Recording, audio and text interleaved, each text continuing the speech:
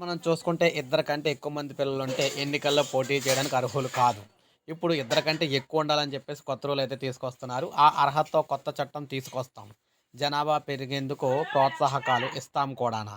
So, మీరు చూసుకున్నట్లయితే ఇక్కడ చూడొచ్చు. రాష్ట్రంలో జనాభా పెంచేందుకు ప్రోత్సాహకాలు ఇస్తామని ముఖ్యమంత్రి చంద్రబాబు ప్రకటించారు. కనీసం ఇద్దరు పిల్లలు ఉంటేనే స్థానిక సంస్థల ఎన్నికల్లో పోటీకి అర్హత కల్పిస్తూ చట్టం తెస్తామని ఆయనైతే తెలిపారనమాట. ఇకపై ఏ పథకం అమలు చేయాలన్నా కూడా కుటుంబ పరిమాణాన్ని ప్రామాణికంగా తీసుకుంటామని అనైతే చెప్పారు.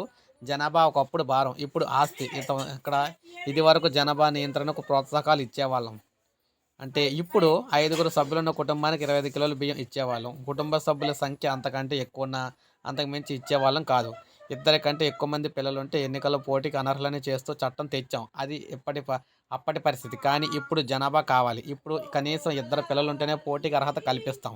2026లో రాష్ట్ర జనాభా 5.38 కోట్లు ఉంటుందని అంచనా.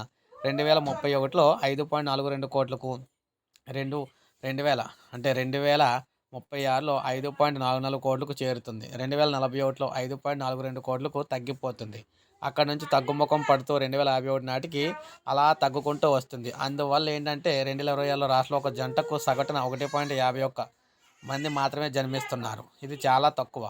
కానీ ఇది పెరగాలి. అందుకే, అందుకే పక్కా ఆధారాలతో మనమైతే చేస్తామని చెప్తున్నారు. సో, మొత్తం మీద చూసుకున్నట్లయితే ఏది ఏమైనా స్థానిక సంస్థల ఎన్నికల్లో పోటీ చేయడానికి ఇద్దరి కంటే ఎక్కువ మంది పిల్లలున్న వారికి మాత్రమే అర్హత అయితే కల్పిస్తూ చట్టం అయితే చేయబోతున్నారన్నమాట. సో, ఇది మనకు అప్డేటు. అంటే పంచాయతీ ఎన్నికలు, మనకి మండల పరిషత్ ఎన్నికలు, అదేవిధంగా మనకి జిల్లా పరిషత్ ఎన్నికల్లో ఇద్దరి కంటే ఎక్కువ మంది పిల్లలున్న వారికి మాత్రం అవకాశం అయితే ఉంటుంది పోటీ చేయడానికి. సో, ఇది అప్డేటు. ఒక లైక్ చేయండి, సబ్స్క్రైబ్ చేసుకోవద్దు. మన ఛానల్ సబ్స్క్రైబ్ చేసుకొని ఫాలో